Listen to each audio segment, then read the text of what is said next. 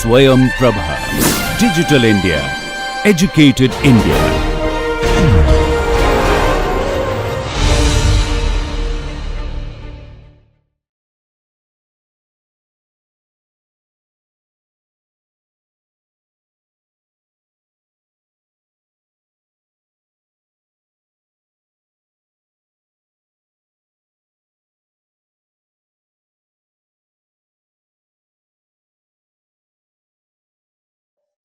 Hello and welcome to Marketing Management, a VUCA perspective.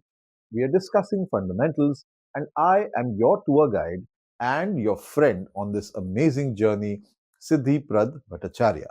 We have reached more than midway in our journey, and we are on module number 19, where we will discuss market research because we've already looked at how we want to get inside and measure market demand. Research helps us establish who will want our products, where will our supply come from, and what is it that we are going to solve as a problem for our end consumer. Your most unhappy customers are your greatest source of learning. This is something said by one of the greatest minds in tech today, Bill Gates himself. So, we are going to step precisely into the world of market research and ensure that it stays its course. Knowing what steps are required to keep market research relevant and how to gain success in the exercise is what is going to be on the table for today. What are the steps in the research journey is what we are covering in today's module. And before we begin, let's just try and understand how we can ensure that the process of market research is very well understood. Market research is the cornerstone of informed decision making.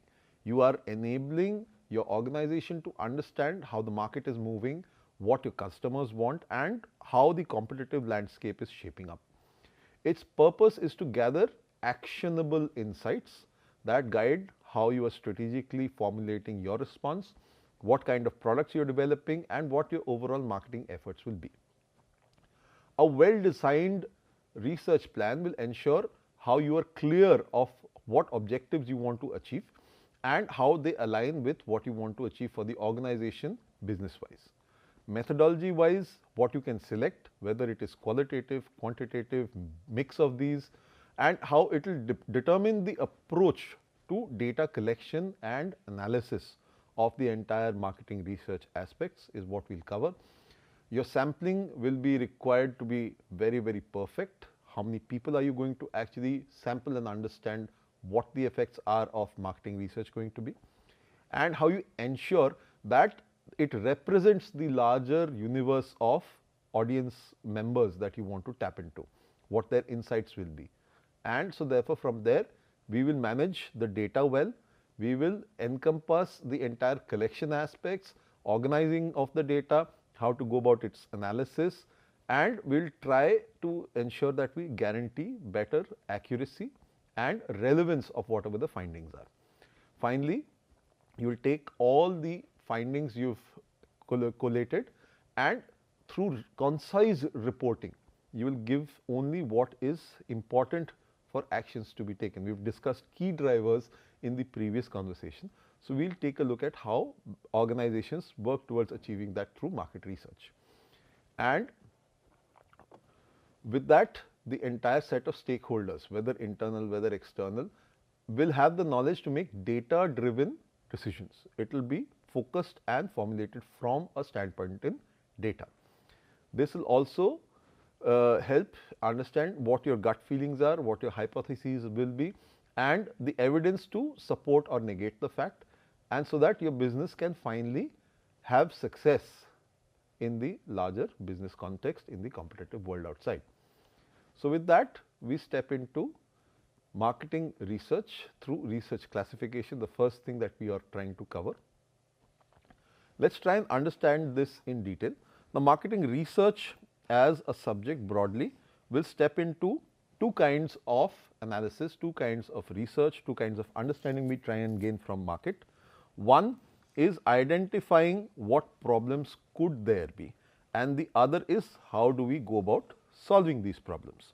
So, when you are trying to identify what problems are there underlying, so you want to get market potential, how much market is there, so that you understand what your reach should be, market share as to how well you are standing vis-a-vis competition, image as to understand how people perceive you as a brand or an organization, market characteristics, again the drivers aspect, what is going to actually push people to consume, push people to buy, and that helps you understand what kind of forecasts you should be working with, so that it does not run afoul of all the business trends at the final end.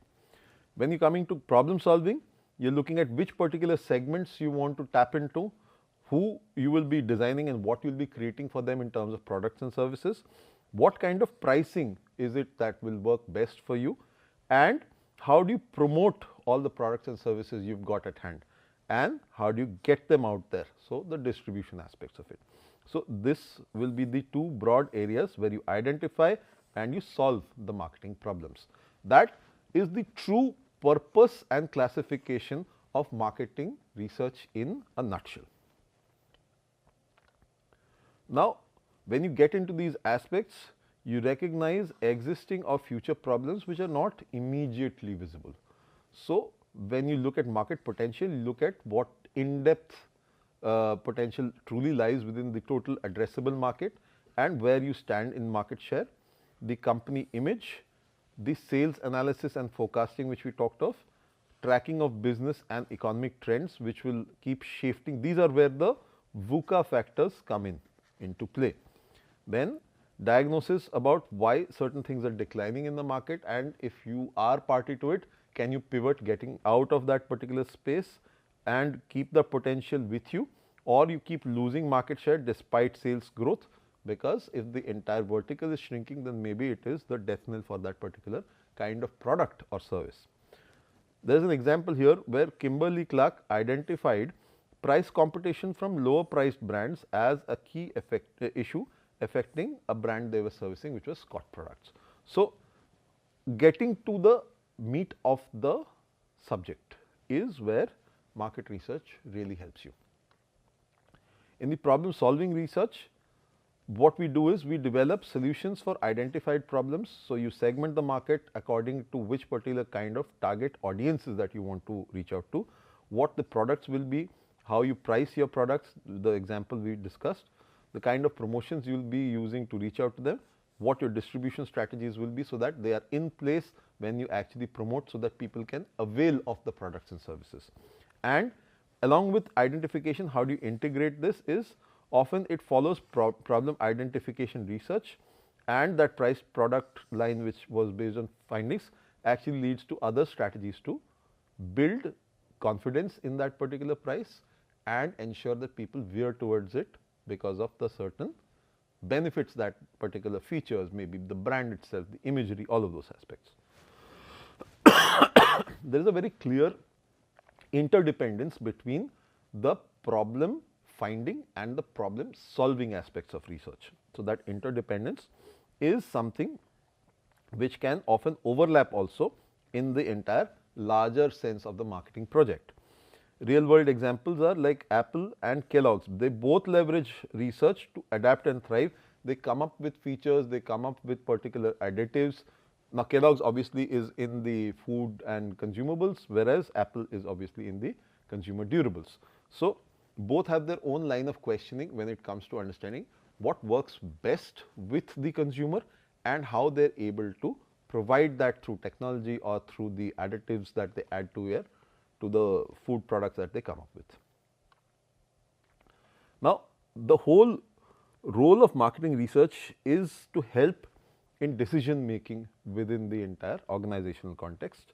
So, you have got certain factors which are uncontrollable, like the economy outside, the technology which is progressing, competition which is coming in that particular space, laws and regulations which are formulated by government. You have got social and cultural factors affected by what is happening in society, cultural habits, etc. shifting, and politics of that region changing. There are certain parts which you need to know of, which are the customer groups, your consumers, then your employees within, your channel members who help provide all of these things out there in distribution, your suppliers who go the last mile, and any other factors in terms of certain audiences out there. And then there are controllable variables like market segmentation. Now, the numbers may increase or decrease, but you need to know whether a particular market segmentation exists and how to address them. Addressing them through product, pricing, promotion, distribution we have discussed. And in the entire process, what you are doing is constantly assessing information needs, and you are making that particular marketing decision, and constantly to and fro communication provides information. So, your marketing managers typically look at that particular market segmentation, they do a particular target market selection, they run their marketing programs, and whilst doing so they calibrate. So, they perform and control that particular campaign while it is out there. So, it supports the identification satisfaction of customer needs and provides the marketing managers with critical information regarding customers, competitors, and the market dynamics in all. And market research, as long as there is business to be done and markets to be handled, will never die out, because increasing customer sophistication and affluence, their ability to buy, their desires growing up, this may require insights into behavior and preferences on an ongoing basis. Also, the kind of competition heightening that you see in your scenario, it will demand effectiveness analysis of all the marketing tools that you bring into play, whether they are actually getting the job done. And if there are rapid environmental changes, which is nothing else but VUCA, these particular environmental changes necessitate the need for up-to-date data, real time, instant information from the ground level upward. In terms of core function, what marketing research does is it assesses and fulfills the information needs with data that is relevant, accurate, valid, and actionable, and ensures that decision making happens in a competitive and costly market landscape without too much effort, because the more informed you are, the better your decision making capabilities. So, here decisions made on reliable research outperform those based on just gut feelings. So, intuition is one thing, but checking that hypothesis out is where you involve market research.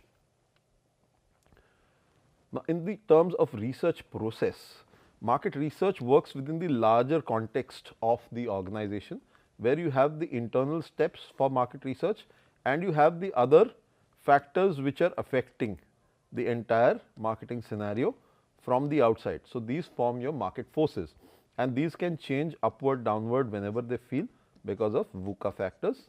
So, hence you have to keep this in mind, that the susceptibility to change is something you can actually work out of the equation by constantly keeping checks on scenarios that are playing out, and this is typically where your market research comes into play. Now, the internal parts to conducting research are in this form.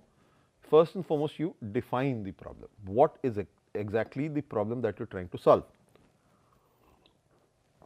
The next part to this is developing an approach. How are you going to approach that particular problem in order to figure out its parts, and once you have identified the parts, how are you going to attempt solving each of these parts so that you can solve the larger puzzle in all.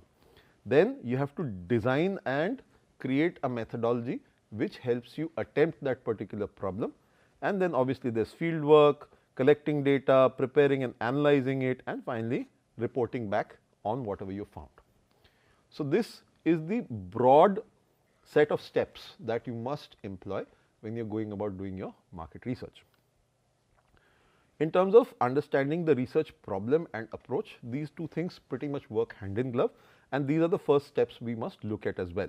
Now, when it comes to understanding the design path, prior to that you are trying to understand the problem itself, how it exists, what makes it work, and what are the things that you need to know about it.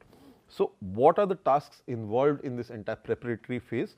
You have first and foremost the discussions with decision makers to understand what their assessment of the problem area really is and what are they foreseeing in terms of what they have to finally pinpoint and solve.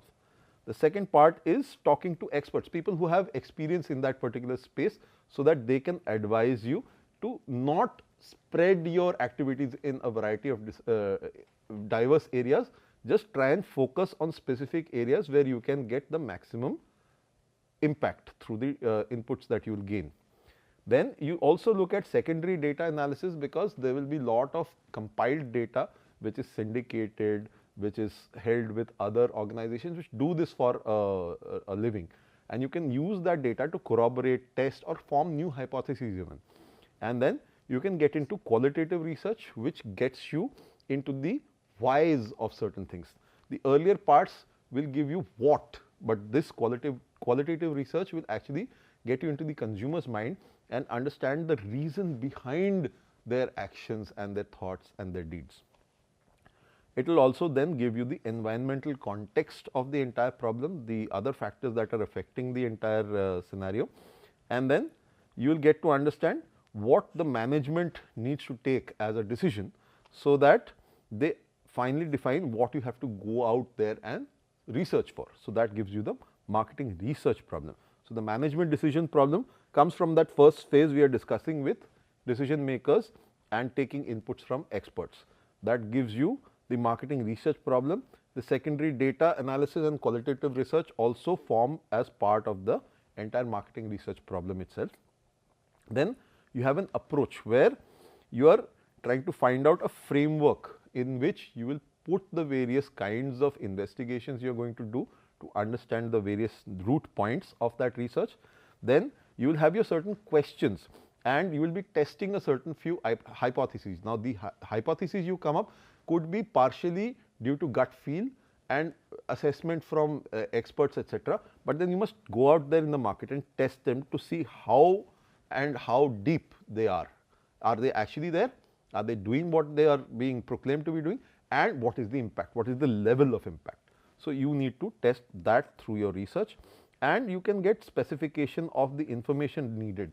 So, what will help you solve that particular problem? What are the aspects you need to understand? How will you get that particular piece of information? Which particular tools of market research you will use, so that you get the necessary inputs to have informed decision making, which comes up at the end. All of these things then define the next step, which is research design, how you create that entire envelope of market research. So, here you will have to hear out the decision makers first. They may sort of tell you something as pithy as what is happening is they are losing market share. So, the decision maker tells you we are losing market share. How do you take that into the proper defined set of items that you need to understand through research is where your decision is where your discussion will truly lie. So, the researcher here will try and find out underlying causes for this. So, superior promotion by competition, is that happening? Inadequate distribution of companies' products, is that happening? Lower product quality given competition, how they have been faring, is that happening? And is somebody in terms of a major competitor undercutting you by price, is that happening? So, these are various, not exhaustive, but examples of what the research can actually focus on, and the researcher needs to bring these points out in that discussion, so that they start understanding the nuances. Once you have understood what nuances you have to really delve into, that will help you structure your model for the entire research. You need to understand that once you formulated the marketing research problem, it will then have a broad statement. Remember that underlying causes will give you both the marketing research problem in one sense, and it will also showcase the symptoms which have been showcased here by your decision maker. The symptoms will also enforce a certain kind of research. So, therefore, the management decision problem will come out of it, which will also color the kind of research you are going to get into.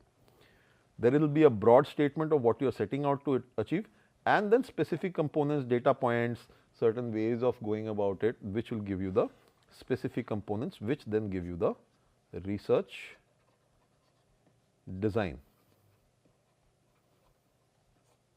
So, This is typically the flow of your entire research activity. Here you want to understand the firm's management decision problem, then you want to understand what are the achievable expectations and what research capabilities you actually have in hand and what the limitations are. This is very critical to understand how much you can get out of the questions you are going to ask. There are certain things you may not be able to, but then there will be certain indicators which will give you that answer. Then this will inform the further decisions that the management and marketing must take, and it will not actually provide automatic solutions, but a food for thought scenario which will help come up with informed decisions. How you collaborate with decision makers? You have to have skilled interaction with the decision makers to navigate organizational complexities. They may share certain pieces of information with you, they may not. So, you have to understand what it is that they need and how you are going to actually get those points out of them, so your research does not go all over the place. And when you are directly engaged with key decision makers, it improves the project quality and insights because they are seeing it from that bird's eye view. So, they see a lot of things interacting with each other because they are higher up. So, they have to have a lot of decisions that they are making, and so therefore, they will see scenarios in a much more widespread way. And senior executives' involvement may require a certain amount of tactful access management because they are seniors.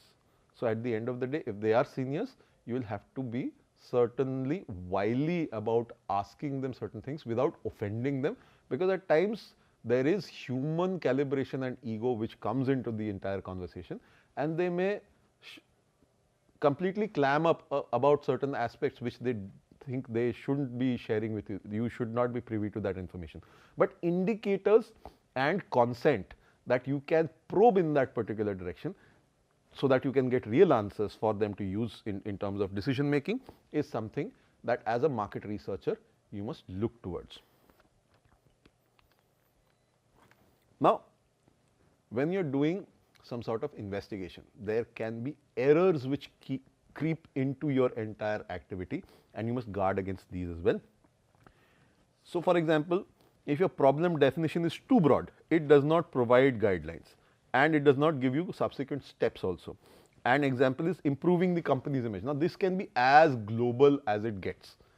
What is it that you want to improve is something you have to deliberate on, get answers from, and inform that particular research process also. Same ways, if the problem definition is too narrow, you will only get piecemeal information which you may not be entirely be able to use as tools for creating informed decisions later on. So, you may miss out on some important components which you have overlooked. An example of this is like changing prices are responsible for a competitor's price change, but is that exactly what is going to affect the entire scenario? Are there other factors, macroeconomic factors, are there logistical factors, are there policy factors? So, the probing has to be adequate.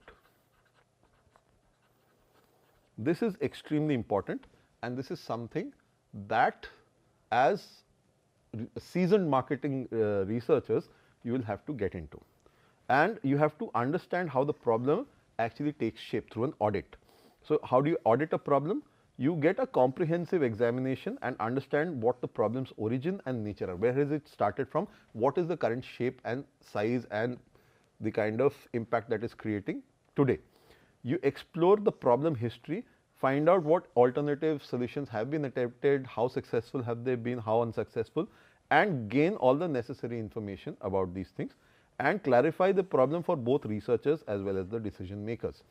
And addressing symptoms versus causes. So, symptoms are things that you can observe, but there may be a hidden cause behind it.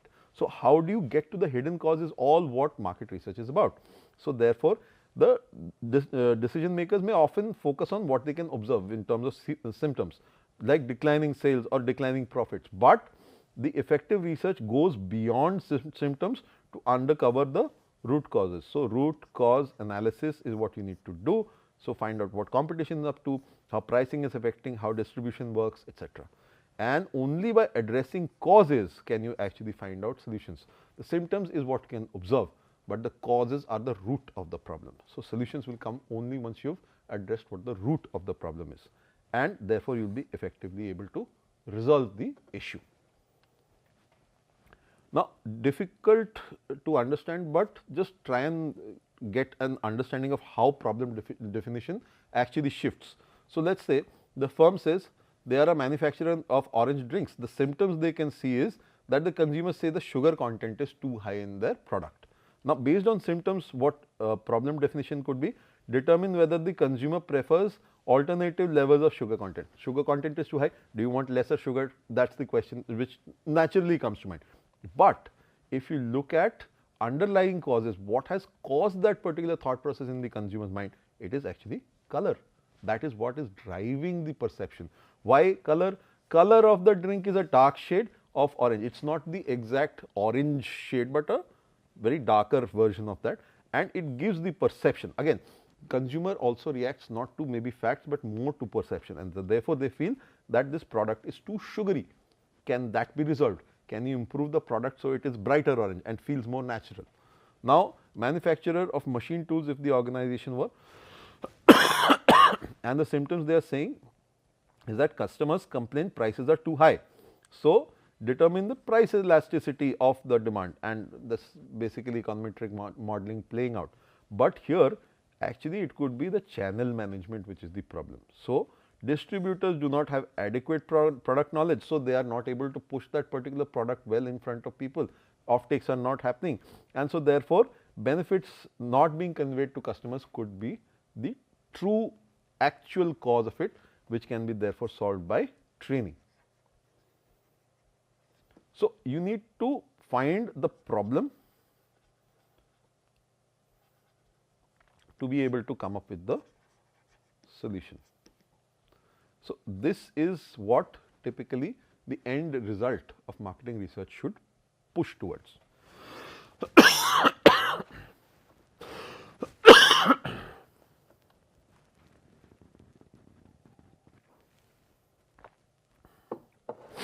Now, how do you add more definition to the larger research problem?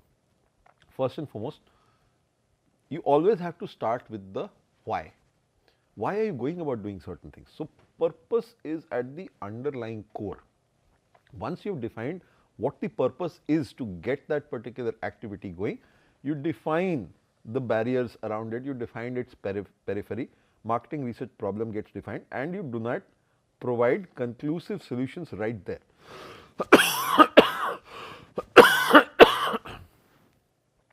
So, the next step is to get approaches clear. You provide unstructured personal interviews, you let them be free flowing conversations, so you glean more and more from that, and this should happen with internal and external industry experts, so that you have got the larger viewpoint of various key stakeholders, various voices from industry, from the vertical, etc. in play. You use a flexible topic list and you help guide the discussions along, so that you understand what their perspectives are, what colors their judgment, and where are they coming from, what their experiences have been, and you capture diverse insights which you can then build into your research design. How do you apply this? You do this especially effectively for technical products and industrial research, and it is crucial in cases where you have got limited secondary information, because data published or in the public domain may not be entirely supportive. So, new products especially face this problem. Here you can use insights from past experiences, also consumer inputs which the organizations or experts will tell you about, is something you can build into the activity as such. Now, Harley Davidson is an example which identified that brand loyalty is the key factor in motorcycle purchases, and this they got through expert insights. Hence, the entire Hog Club came about, and hence that also as a community, it also became an increasingly heavy loyalty creator for the entire marketing plan. So, the Hog Club was promoted, and it was seen as especially premium and especially niche for members to be a part of. It gave them a certain badge value. So, that is something which also promoted prospective buyers to buy into the entire activity of Harley Davidson motorcycles. Now, in terms of secondary data analysis,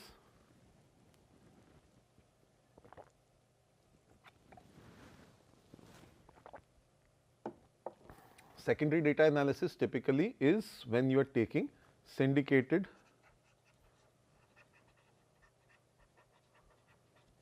or publicly available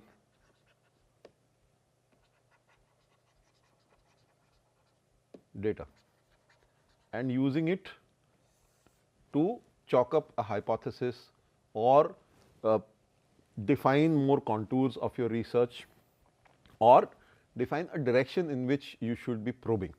So, it is data collected from other purposes such as industry reports, trade publications, government statistics, etc., and includes sensors, trade organization, online databases and a variety of other sources. The benefits are these come to you quickly because it is already collated and ready. It is a cost effective way because you do not need to get into field research before you come up with the answers to certain questions, and you get background information so that you understand the lay of the land, the context in which you are going to do your research. That is very important. And you identify what the current trends are and some innovative solutions which have been either tried out or somebody has suggested, and you may get certain insights from there as well. Harley Davidson continuously uses secondary data to identify that motorcycle owners typically also own cars. So, it is not that they just own bikes for locomotion. Cars are there which they do use on a regular basis, but the owning of a Harley Davidson is more from the perspective of prideful owning of that particular bike. It is that badge value which brings them into that entire hog club membership thing. So, that is why it is something which they hold as prestige, which they hold as brand loyalty. And again, fast food chains, if you see, they are addressing a shortage of young workers because they have shifted high tech self service models.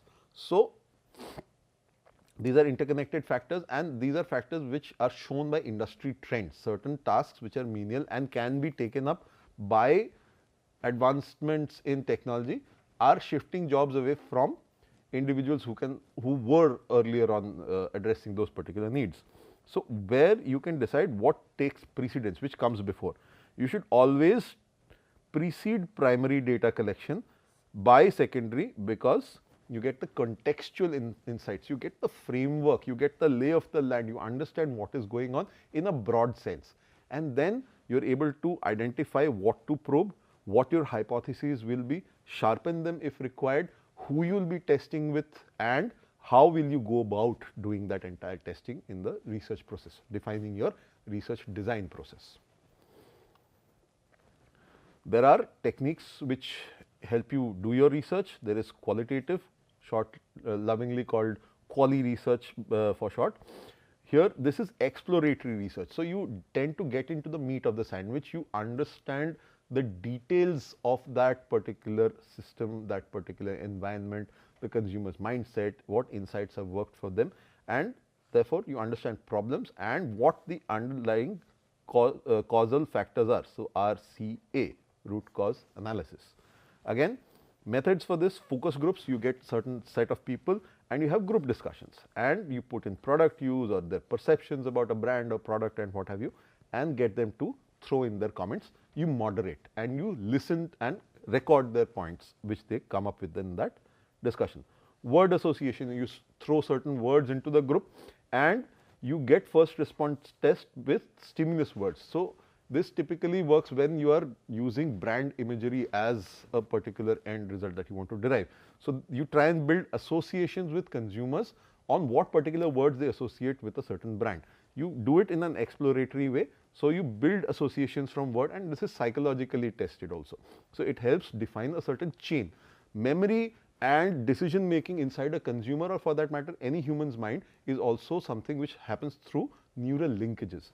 So, one word associates with another, and thus we build our memories, we build our branches of information and knowledge, and through that we come to a point where we are making decisions, and that helps us in understanding what insight works inside of consumers' minds at the penny dropping moment when they are going to pay and make that purchase decision. Then you get into depth interviews, where you typically talk to people from the target audience, maybe buyers, maybe past buyers, etc. And these are typically one-on-one, the interviewer and the interviewee. And we are probing the respondents' thoughts in detail, in depth, and trying to go as minute into the conversation. So, these are obviously exploratory as well. And then you've got pilot surveys, which are small sample testing. You put out a small sample in front of a limited group and get your preliminary insights, their reactions. So, this is testing whether it works out for that particular audience. So, then it can be scaled up. This also helps you generate certain hypotheses which you can use in later facets of research, and it helps you uncover hidden drivers of behavior.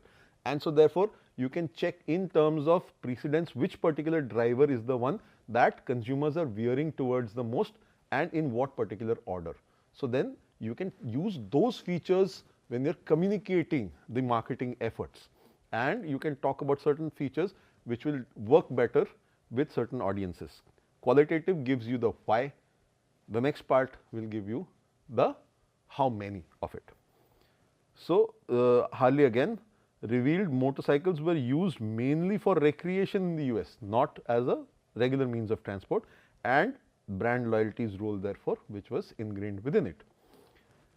And how you take these things and integrate the insights is you get comprehensive understanding, you combine the discussions you made with decision makers, you check back with them, you take the expert interviews and check again with them, you use secondary data to measure how your findings are actually stacking up against what you have seen or observed, and you put quality research inputs there, and you get a well-rounded understanding of the environmental context.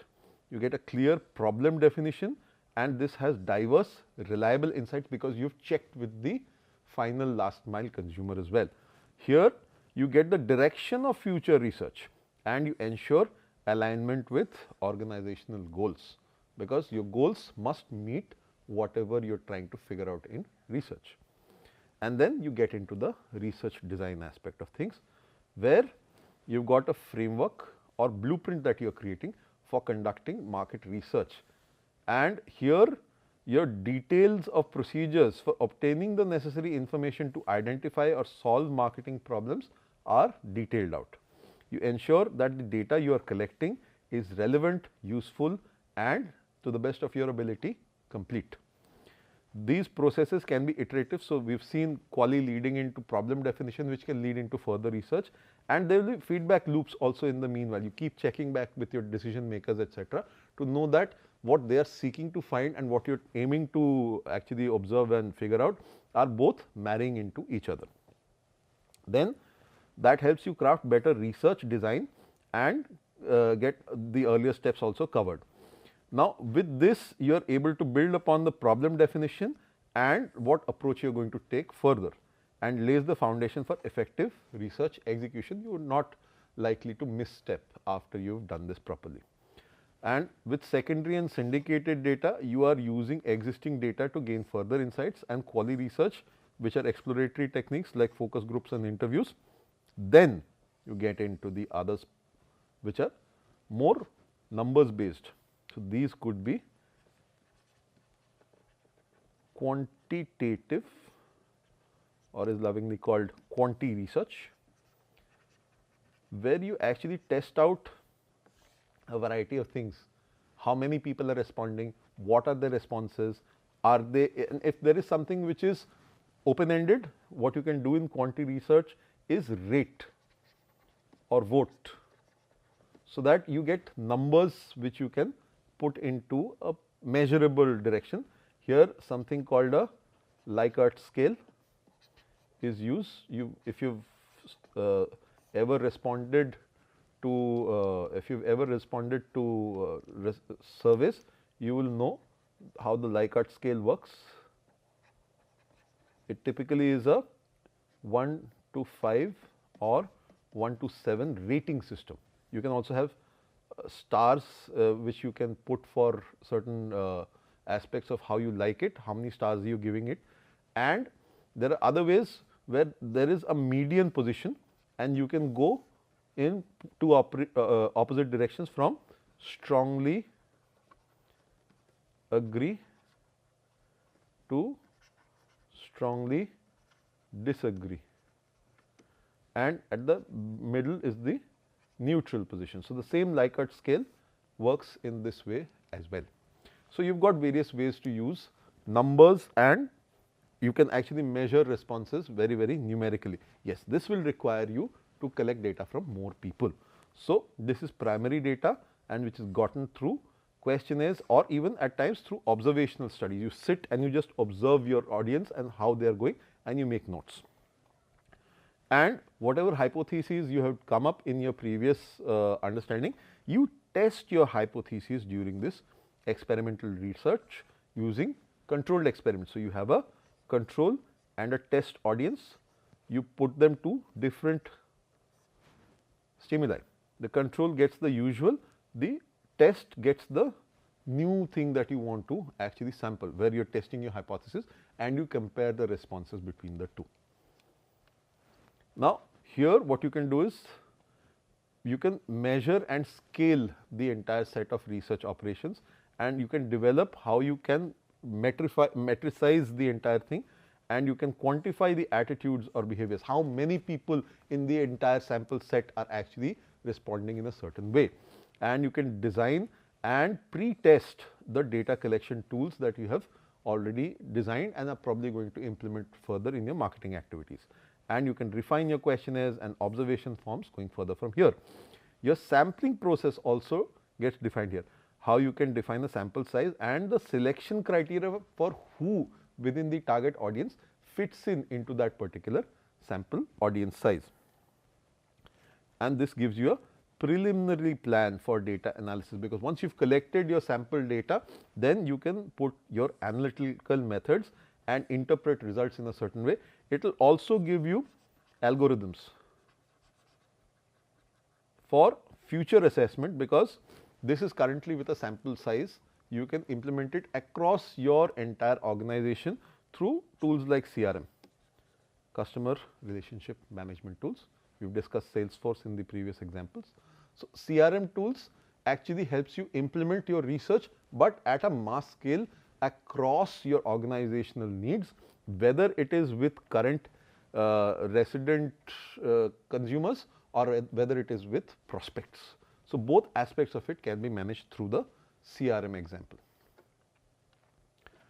So, within this what you can do is you can also customize. You now know that not all tasks are necessary for every project. You can have certain inputs which you can supersede and run straight away to the next aspect, and you can define the sequence and inclusion of these steps, and this depends on the project objectives and the entire scope, also at times the cost of the project. So, all of these things define which way your project in terms of market research will move, and it also gives you the certain amount of adaptability you need, so that you can push around certain components in your entire research design, and you can actually have multiple rounds of iterative feedback, so that you can define and calibrate your project needs as you go along, and you can classify your project research designs and get a better understanding about basic types of research methodologies going further.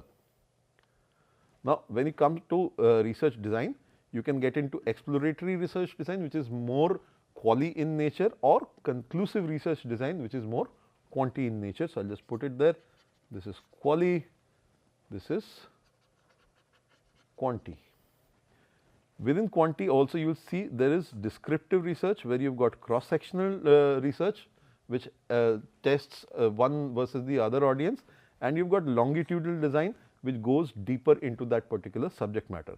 And then you also have cause and effect. So, the causal research is also part of this. So, again it is very simplistically designed, so that it has steps. It defines one and then goes to the next, and therefore arrives at the final conclusion. So, it gives a certain path for the respondent to also follow. For example, here you will see the objective in terms of exploratory will be to provide insights and understanding, and conclusive will be to test specific hypotheses you have already come up with and examine the relationships between the factors. In terms of characteristics, exploratory will be information needed is defined only loosely, because you have gone and explored and found out that these could be possible areas of checking, and your research process is flexible and unstructured. Your sample is small and non-representative of the larger audience set, and data analysis is definitely qualitative. But when you go towards conclusive understanding, Your information needed is clearly defined. The hypotheses you are testing are very, very well worded. Your research process is formal, so you have a structured dialogue, you have a questionnaire and things that they must do. And the sample size is large and representative, statistically representative of your audience. And your data analysis is quantitative. And then your findings are, in case of exploratory research, they are tentative. In conclusive, they are very, very definite and numbers based. Outcome wise, it is generally followed by further exploratory or conclusive research when it comes to the exploratory part, but these findings when it comes to conclusive are then the input for decision making. So, you see the conclusive research design goes into descriptive, causal research, association based research, cause and effect, X and Y vary together and X is a cause of Y kind of scenarios in each of their manifestations. In descriptive, you find out the description points once you keep going, layers inside it to it, and when you go into causal research, you find one being the factor that affects the other. Now, data is thrown up from all of these researches. Now, how do you actually put all of this data and actually take it towards that point where you can actually make decisions out of that data? How you interpret it, how you implement it, and what are the other factors that you have to keep in mind? So, here there are research design, you need to understand how syndicated data also plays its role in this. Syndicated data comes from households or consumers, and it can also come from institutions. When you are looking at household data, you can have purchase or media panels. So, there are certain people who apply to be part of certain purchase or media panels, and their purchases or their media consumption habits are tracked voluntarily by organizations. Here in purchase panels and media panels, they will get that listing done. Then there is also electric scanner services, which actually scans what you are purchasing every month, and it also gives you a certain identification basis your CRM identifier, your phone number or your name or something other than that, which can define who you are as a customer. So, they know that as a customer you have been buying these things trend wise over certain historical period. Here you will have scanner panels which you can be part of, and your volumes can be tracked as to how much you have purchased over what particular periods of time. And then in terms of cable TV also, you can see scanner panels which work with that. It was a long and very winded task when you used to do this earlier on. Nowadays it is filtering out because digital has become very instant and very, very immediate, and it's pointable to who you are actually finally selling. So, profiling is far easier with digital selling. Again, the age old tested surveys are there. Surveys have various types. You have got psychographic surveys which actually look at how you think, what you believe in, and what are your lifestyle needs. Then you have got advertising evaluation, how you respond to certain campaigns and certain creative ideas, and then there are other general surveys which can be inducted into the process.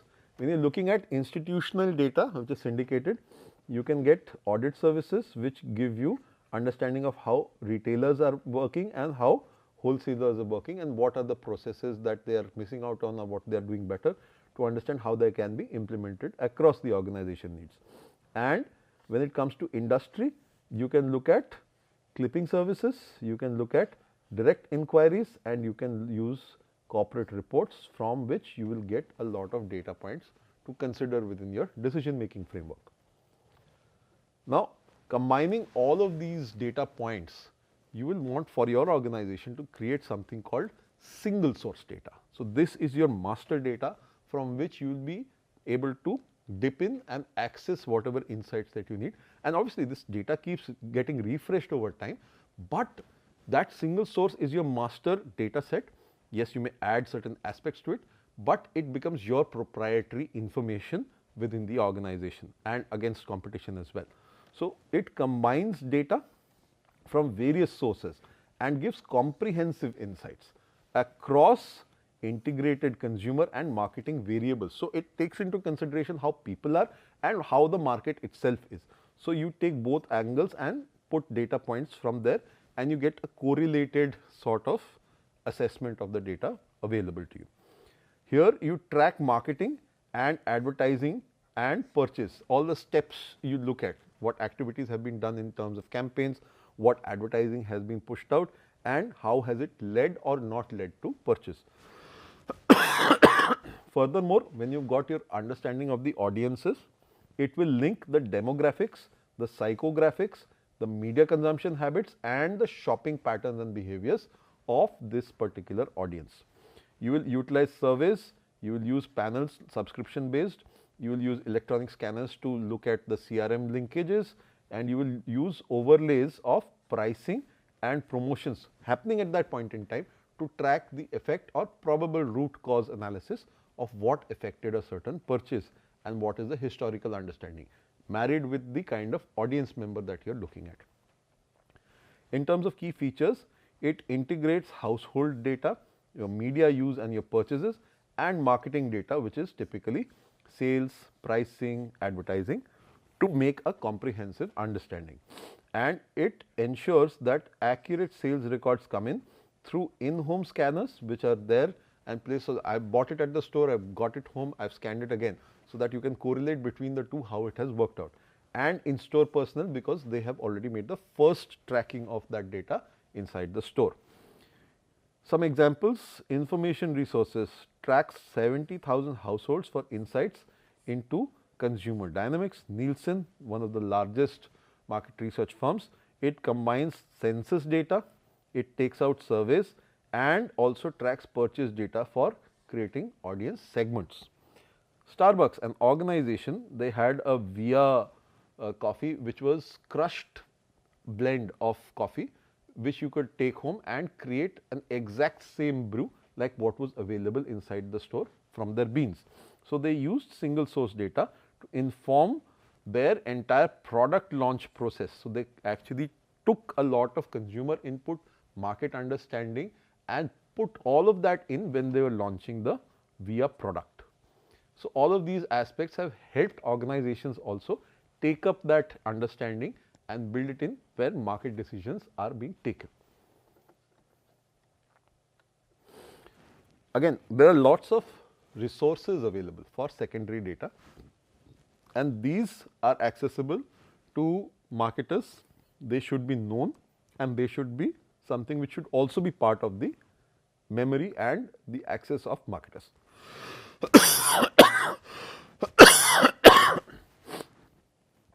There are online libraries, databases, where using keywords certain amount of research can be conducted. This is all secondary. Basis certain search engines which are available like Google, Yahoo, Bing, Ask.com, etc. Advanced search options also exist, helping marketers to do preliminary searches on what is available in the public domain.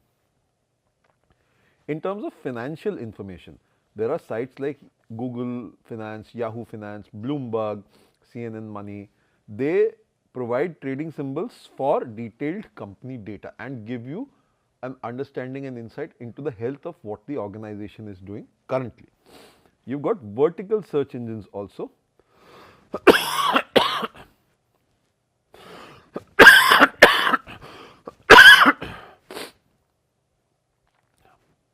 Vertical search engines are industry specific search engines. For example, for chemical industry, you've got chemindustry.com, which helps you search within that chemical industry vertical. For construction, you've got eBuild, ThomasNet for industrial, and such like. So within that particular industry vertical, you tend to get a lot of insights and data from these vertically aligned industry specific search engines. And then you've got social media search also. So here you can look at disposition of consumers. Blogs help you understand collated understanding of certain experts. So there are important blogs like Technorati, Ice Rocket, Bloglines, etc. In terms of social media, where you see consumer behavior being captured, you can look at insights coming from the aggregators of social media. So you get Facebook, MySpace, Twitter. Twitter is now X, YouTube, Flickr, and a variety of such more places. Then in terms of content consumption, you can look at podcasts. So you can look at iTunes, Podcast Alley, Podnova, and this is just mushrooming. So you've got new ones like you've got Apple Podcasts as well. You've got Spotify. They also host a lot of content which consumers are flocking towards. And there are many more such like. So each with the kind of diversity that it boasts of can provide vertical, and in terms of consumer segments, it provides insights on what kind of consumer consumes what particular kind of content, probably even with what day part and what number of hours of listenership or viewership. And then there are bookmarks also. So Delicious, Dig, Stumble Upon, these are various bookmarking resources which can be also used to figure out people having looked up certain things.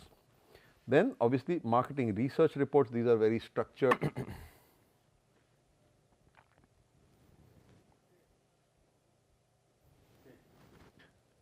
Hello and welcome to the 19th module in the series Marketing Management, a VUCA perspective. We are discussing fundamentals, and I am your friend and guide on this journey, Siddhi Prad Bhattacharya. We've discussed a lot of how markets react, what VUCA factors come into play, and we've also discussed how businesses react with consumer inputs, how businesses work with other businesses, and also down to the level of how you can demand forecast and understand how your entire organization plans on understanding the market forces that work, how your consumers are thinking, which way trends are shifting, and how you will want to address this to garner better profitability, ROI, and finally market share as well. Today we will start delving deeper into the mind of the customer. Doing this will require us to understand a feedback mechanism which we call market research. Your most unhappy customers are your greatest source of learning. This is something said by one of the greatest minds in tech today, Bill Gates himself. So we are going to step precisely into the world of market research and ensure that it stays its course. Knowing what steps are required to keep market research relevant and how to gain success in the exercise is what is going to be on the table for today. What are the steps in the research journey is what we are covering in today's module. And before we begin, let's just try and understand how we can ensure that the process of market research is very well understood. Market research is the cornerstone of informed decision making. You are enabling your organization to understand how the market is moving, what your customers want, and how the competitive landscape is shaping up. Its purpose is to gather actionable insights that guide how you are strategically formulating your response, what kind of products you are developing, and what your overall marketing efforts will be.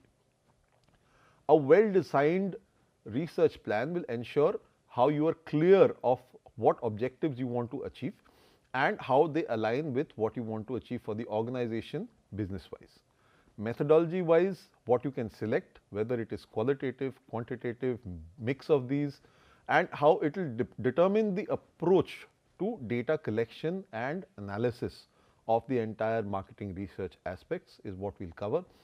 Your sampling will be required to be very, very perfect. How many people are you going to actually sample and understand what the effects are of marketing research going to be, and how you ensure that it represents the larger universe of audience members that you want to tap into, what their insights will be. And so therefore from there we will manage the data well, we will encompass the entire collection aspects, organizing of the data, how to go about its analysis, and we'll try to ensure that we guarantee better accuracy and relevance of whatever the findings are. Finally, you will take all the findings you've collated, and through concise reporting, you will give only what is important for actions to be taken. We've discussed key drivers in the previous conversation. So we'll take a look at how organizations work towards achieving that through market research. And with that, the entire set of stakeholders, whether internal, whether external, will have the knowledge to make data driven decisions. It will be focused and formulated from a standpoint in data. This will also help understand what your gut feelings are, what your hypotheses will be, and the evidence to support or negate the fact, and so that your business can finally have success in the larger business context in the competitive world outside. So, with that, we step into marketing research through research classification, the first thing that we are trying to cover. Let's try and understand this in detail. Now, marketing research as a subject broadly will step into two kinds of analysis, two kinds of research, two kinds of understanding we try and gain from market. One is identifying what problems could there be, and the other is how do we go about solving these problems. So, when you are trying to identify what problems are there underlying, so you want to get market potential, how much market is there, so that you understand what your reach should be, market share as to how well you are standing vis-a-vis competition, image as to understand how people perceive you as a brand or an organization, market characteristics, again the drivers aspect, what is going to actually push people to consume, push people to buy, and that helps you understand what kind of forecasts you should be working with, so that it does not run afoul of all the business trends at the final end. When you are coming to problem solving, you are looking at which particular segments you want to tap into, who you will be designing and what you will be creating for them in terms of products and services, what kind of pricing is it that will work best for you, and how do you promote all the products and services you have got at hand, and how do you get them out there. So, the distribution aspects of it. So, this will be the two broad areas where you identify and you solve the marketing problems. That is the true purpose and classification of marketing research in a nutshell. So this is precisely where we'll head in our upcoming session. Until then, see you all and have a great time.